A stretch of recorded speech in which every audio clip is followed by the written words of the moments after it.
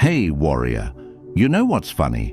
We spend our entire lives running away from pain, yet the moments that break us open are often the ones that shape us into who we're meant to become.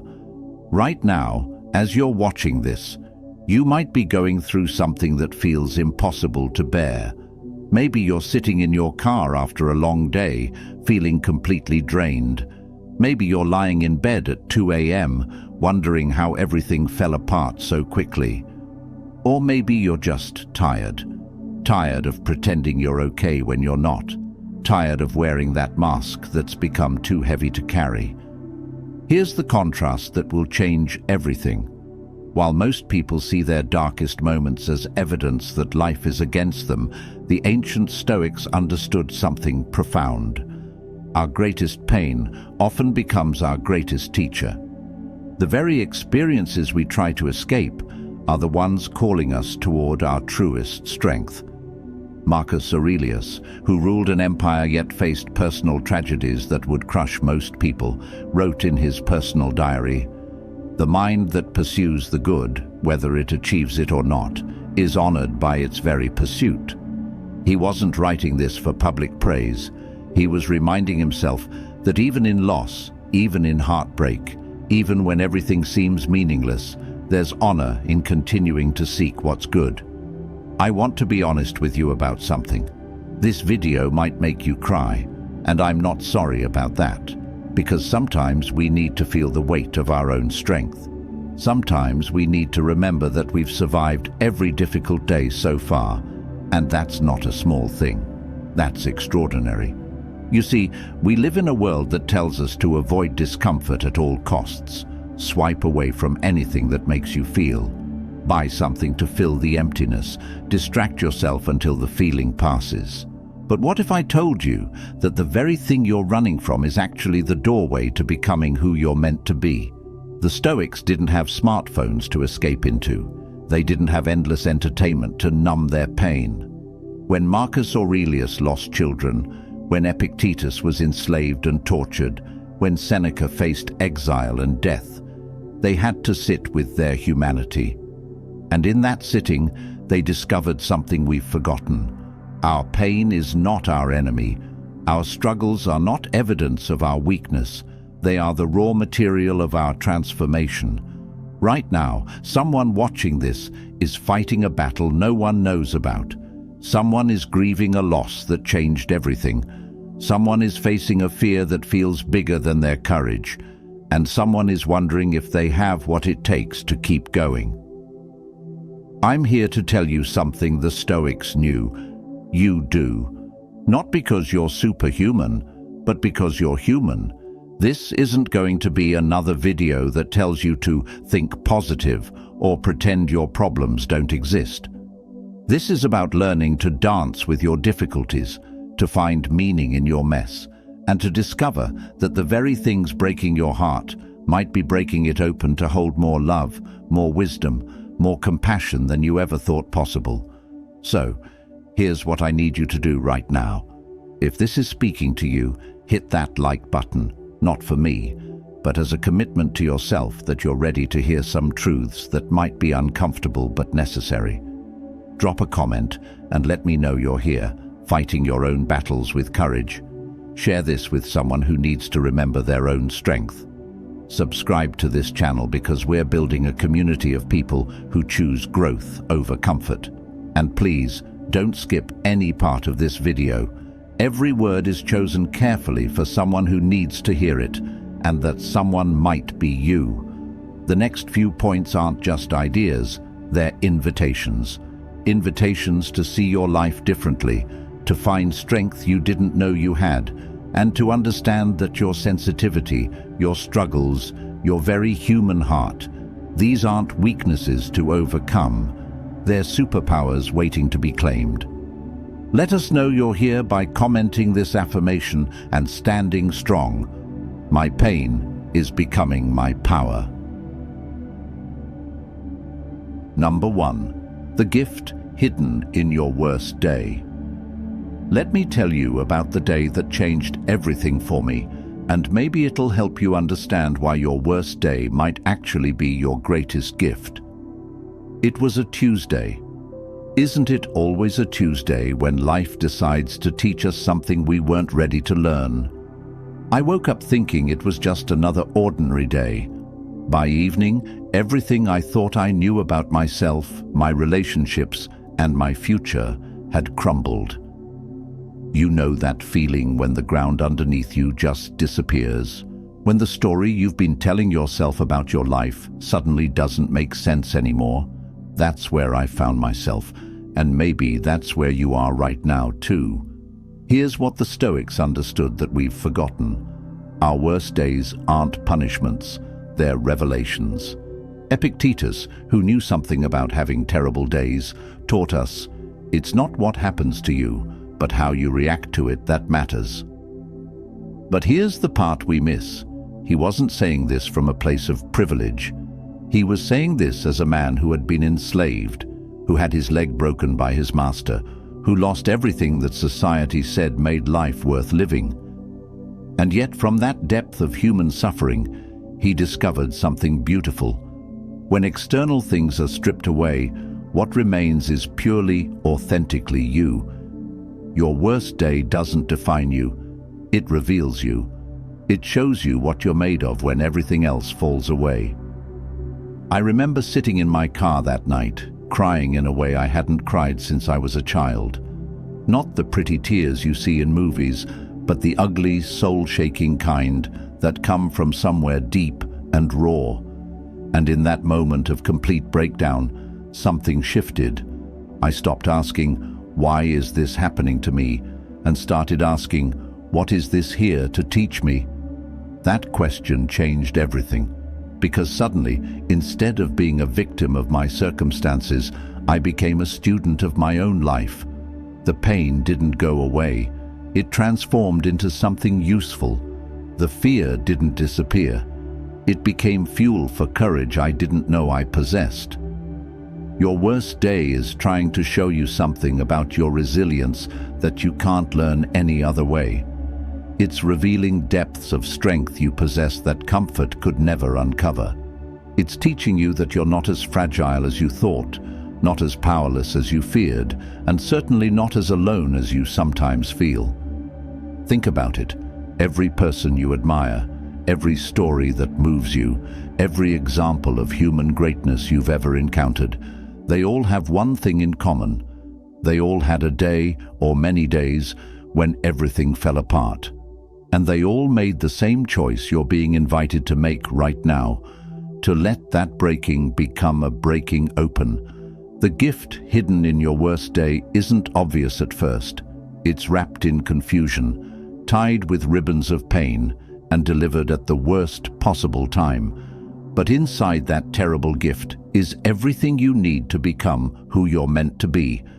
Inside is the compassion you'll have for others who are suffering. Inside is the strength you'll need for challenges you can't even imagine yet. Inside is the wisdom that only comes from walking through the fire and realizing you didn't burn. You were refined. Your worst day isn't the end of your story. It's the beginning of a better chapter. Not better because life becomes easier, but better because you become stronger, wiser, more compassionate, more real. If you're ready to let your hardest moments teach you, drop this in the comments. My worst day revealed my best self. Number 2, why your sensitivity is your secret weapon. They told you that you feel too much, didn't they? That you're too sensitive, too emotional, too intense. Maybe they said it with concern, maybe with frustration, but the message was clear. There's something wrong with feeling so deeply in a world that seems to reward numbness. Here's what I wish someone had told you earlier. Your sensitivity isn't a flaw to fix. It's a superpower you've been taught to hide. Seneca, one of Rome's greatest philosophers, wrote letters to his friend that were so emotionally honest, so vulnerable, that 2,000 years later, they still make people cry. He wrote, "Every new beginning comes from some other beginning's end." But here's what's beautiful about that quote. He wasn't writing it as cold philosophy. He was writing it through tears, through loss, through the kind of heartbreak that only someone who feels deeply can know. The Stoics weren't emotionless robots like people think. They were the most emotionally intelligent people of their time. They felt everything. They just learned to feel it without being destroyed by it. There's a difference between feeling deeply and drowning in those feelings. Your sensitivity allows you to experience life in high definition, while others are stuck watching a black and white TV. You know what your sensitivity really is? It's your ability to pick up on things others miss. When someone is hurting, you feel it in your chest. When something is beautiful, it moves you to tears. When something is wrong, your whole body knows it before your mind catches up. This isn't weakness. This is wisdom that can't be taught in books. Your emotions aren't random. They're information. They're your inner guidance system trying to tell you something important. When you feel anxious about a relationship, that's not you being paranoid. That's you picking up on real inconsistencies your logical mind hasn't processed yet. When you feel excited about an opportunity everyone else thinks is crazy, that's not you being naive. That's your intuition recognizing potential others can't see. The world needs people who feel deeply. We need people who care so much it hurts sometimes, because caring is what changes things. We need people who can sense when someone is struggling behind their smile, who can feel the beauty in a sunset so deeply they have to stop and appreciate it, who can sense injustice in their bones and feel compelled to do something about it. Your tears aren't signs of weakness. They're signs that you're fully alive. Your intense emotions aren't problems to solve, they're gifts to appreciate. Your ability to feel another person's pain isn't a burden to carry. It's compassion in action. Stop apologizing for feeling things deeply. Stop trying to numb what makes you human. Stop believing the lie that strength means feeling less. Real strength means feeling everything and still showing up. Still caring, still choosing love even when it's scary, still believing in goodness even when the world gives you reasons not to. Your sensitivity is your secret weapon because it allows you to connect with people in ways that surface-level interactions never could. It allows you to create, to love, to inspire, to heal, not despite your deep feelings, but because of them. If you agree that sensitivity is your superpower, drop this in the comments. My sensitivity is my strength, not my weakness. Number 3, the art of losing everything and finding yourself. There comes a moment in every person's life when everything they thought they needed gets stripped away. Maybe it's all at once: a job, a relationship, a dream, a person you loved, gone. Or maybe it happens slowly, like watching your old life dissolve piece by piece until you wake up one day and barely recognize yourself or your circumstances. I want to talk to you about that moment, because if you haven't had it yet, you will. And if you're in it right now, I want you to know something. You're not falling apart, you're falling into place. Marcus Aurelius understood this better than most. He wrote, "Loss is nothing else but change, and change is nature's delight." Easy words to read, harder words to live. But he wrote them as a man who lost children, who watched his empire crumble, who faced betrayals that would break most hearts. He wrote them because he discovered something profound in his losses. When everything external is taken away, what remains is unshakably yours. There's something terrible and beautiful about losing everything you thought defined you.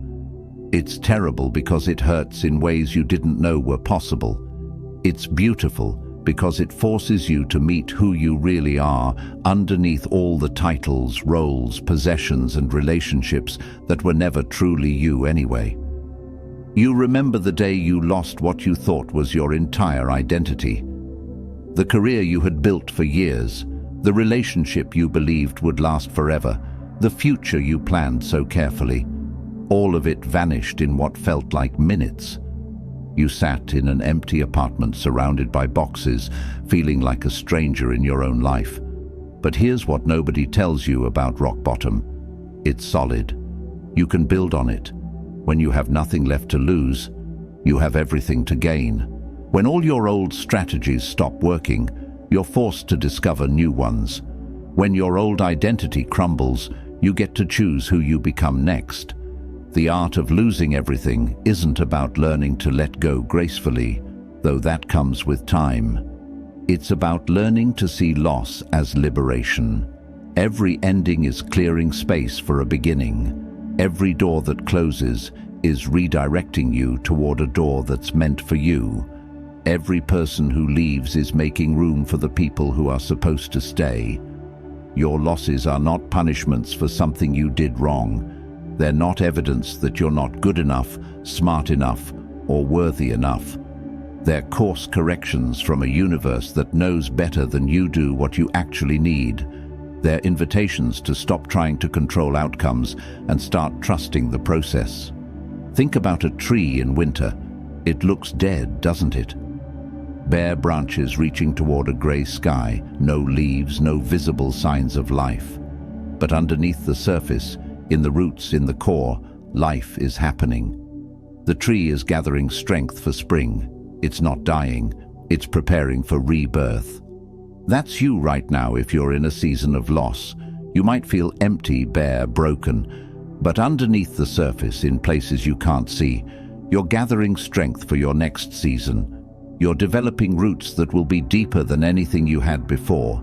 You're preparing for a version of yourself that you can't even imagine yet.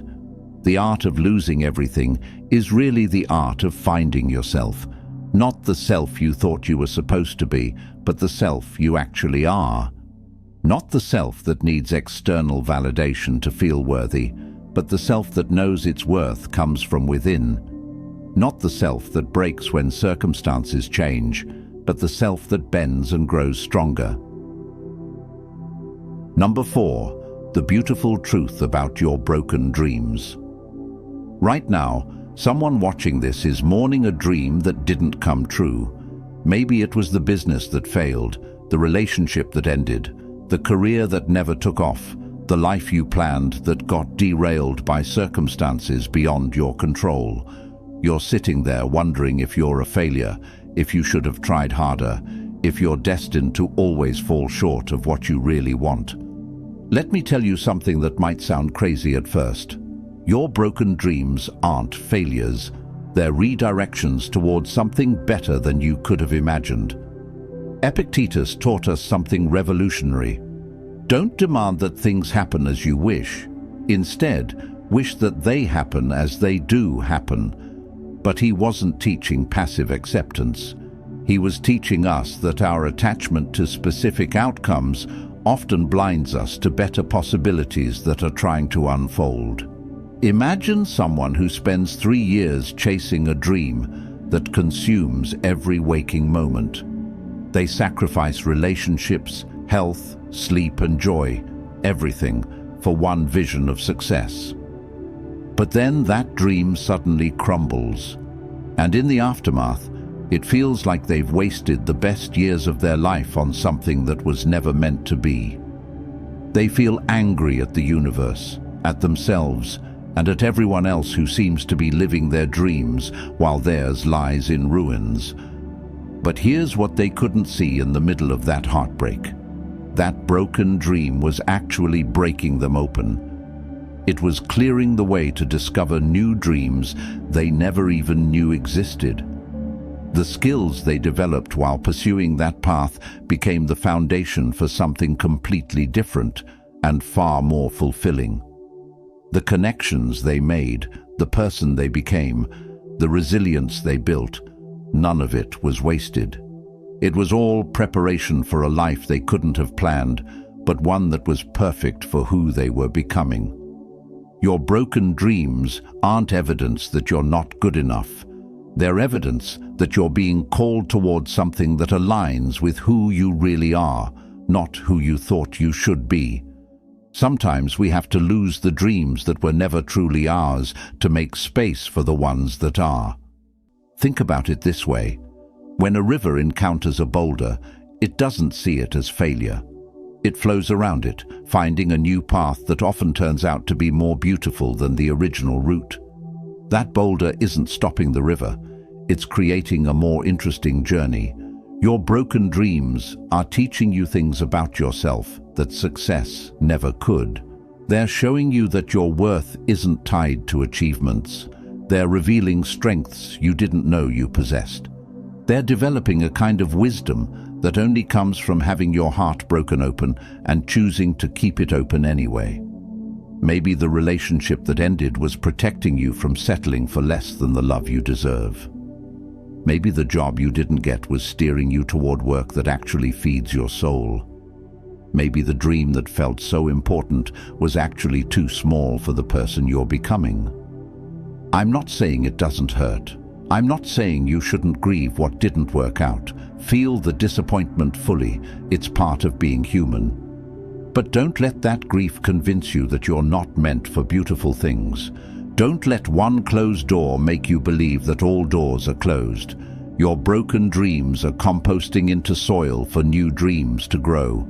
Dreams that fit you better. Dreams that honor who you've become through the breaking and rebuilding. Dreams that you couldn't have dreamed when you were still holding so tightly to the old ones. Trust the process, even when you can't see where it's leading. Trust that your life has an intelligence that's working for you, not against you. Trust that what feels like an ending might actually be the most important beginning you'll ever experience.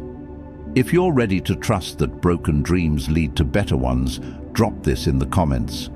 My broken dreams are becoming better dreams. Number 5. Why your struggle is sacred. I need to tell you something that might change how you see every difficult moment in your life. Your struggle isn't a bug in the system, it's a feature. It's not something going wrong, it's something going right, just in a way you weren't expecting. We live in a culture that treats struggle like a disease to be cured as quickly as possible. Pop a pill, buy a solution, think positive thoughts, manifest your way out. But what if the very thing we're trying to escape is actually the most sacred part of our human experience? The Stoics had a beautiful concept they called amor fati, love your fate.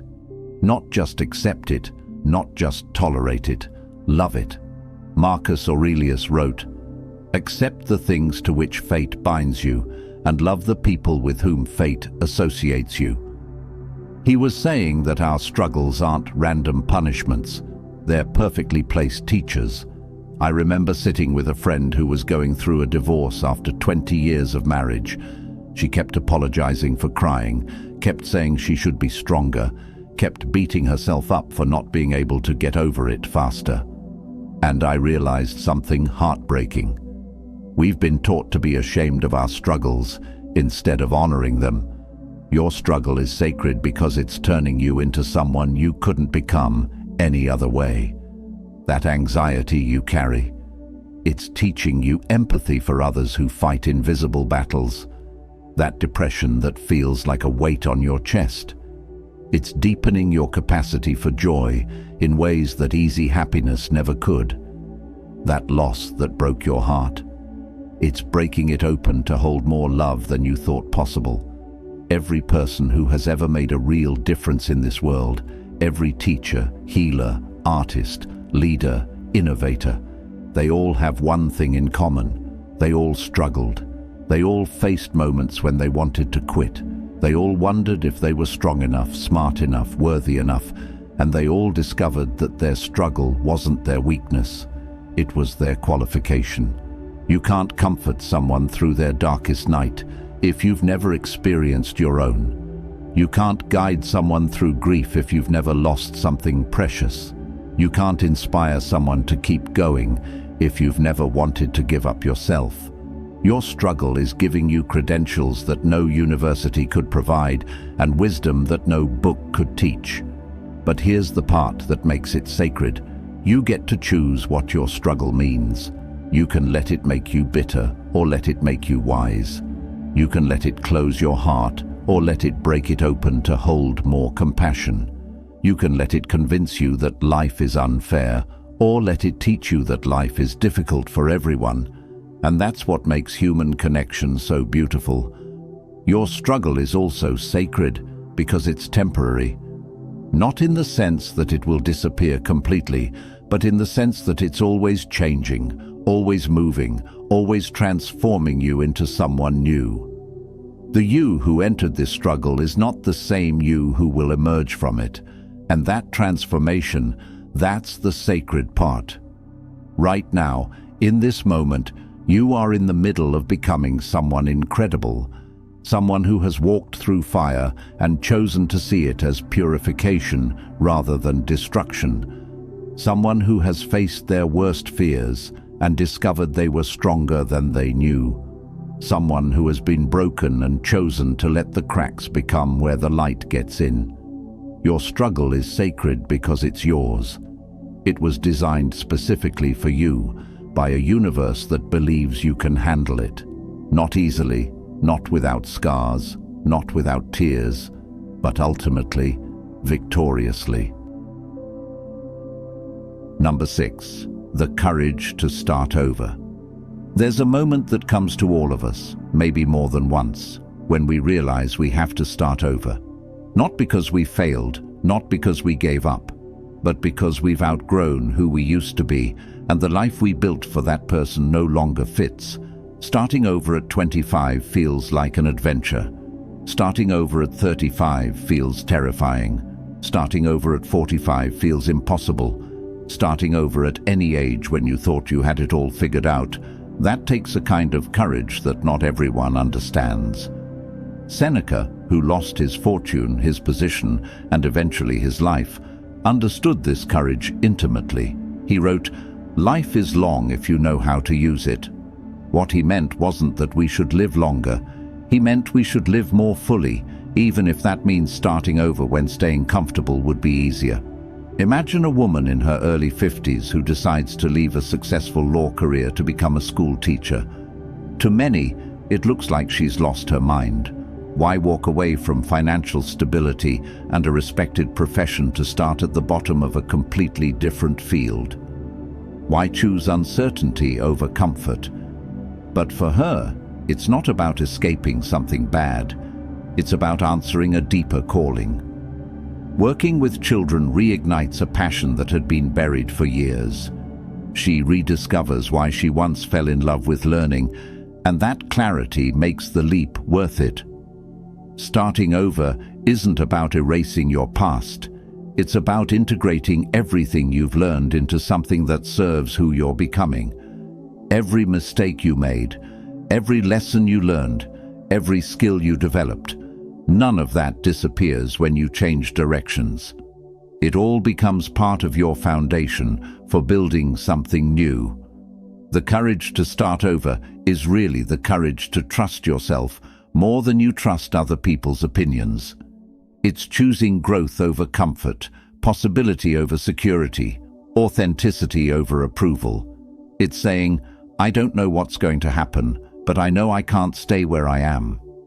Maybe you're sitting there right now knowing you need to start over in some area of your life. Maybe it's a relationship that's been dead for years, but you're scared to be alone. Maybe it's a career that pays the bills but kills your soul. Maybe it's a version of yourself that everyone expects you to be, but that feels like wearing clothes that no longer fit. Here's what I want you to know. Starting over isn't giving up. It's growing up. It's the difference between accepting what is and creating what could be. It's the difference between surviving your life and actually living it. The world needs people who have the courage to start over because you show the rest of us that it's possible. You prove that we're not stuck with our first choices, our past mistakes, or other people's expectations of who we should be. You demonstrate that life is a series of beginnings, not just one long middle with a disappointing end. Starting over means you get to take everything beautiful from your past and leave behind what no longer serves you. You get to keep the wisdom and release the regret.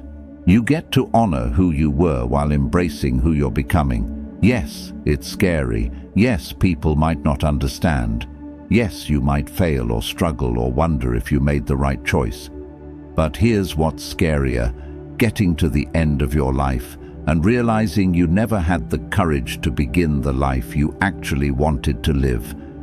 Your future self is counting on your present self to be brave enough to start over, to choose possibility over predictability, to trust that you're strong enough to build something beautiful, even if you have to start with just your bare hands and an open heart.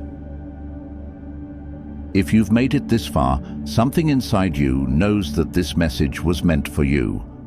Not because your life is harder than anyone else's, but because you're ready to see your struggles differently.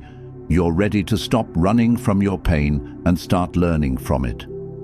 You're ready to stop apologizing for feeling deeply and start using that sensitivity as a superpower. Here's what the Stoics knew that we forget. We are not victims of our circumstances. We are students of our own lives. Every difficulty is a curriculum designed specifically for us. Every loss is making space for something better. Every ending is really a beginning in disguise. The tears you've cried while watching this video aren't signs of weakness. They're signs of recognition. Your soul recognizing its own strength, your heart remembering its own resilience, your spirit awakening to its own power. You came into this world with everything you need to handle whatever comes your way. Not easily, not without scars, not without moments when you want to give up, but ultimately, successfully. Your struggles are not evidence that something is wrong with you. They're evidence that you're alive, that you care, that you're growing into someone extraordinary.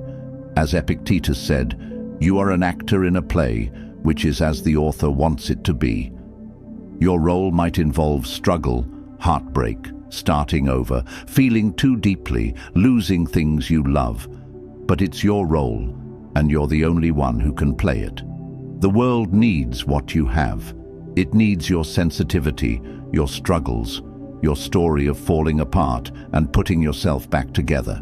It needs proof that people can survive their worst days and still choose to love, to hope, to believe in beauty. So, here's what I want you to do right now. If this video moved something in you, hit that like button as a promise to yourself that you're going to stop seeing your struggles as problems and start seeing them as preparation. Drop a comment and tell someone else who needs to hear this that they're not alone. Share this with someone whose heart needs these words. And subscribe to this channel because we're building a community of people who choose to see their difficulties as doorways to becoming who they're meant to be. Remember, you're not broken, you're breaking open, and that makes all the difference. If you feel this truth deep in your heart, write this in the comments as a promise to yourself. I am not broken, I am breaking open.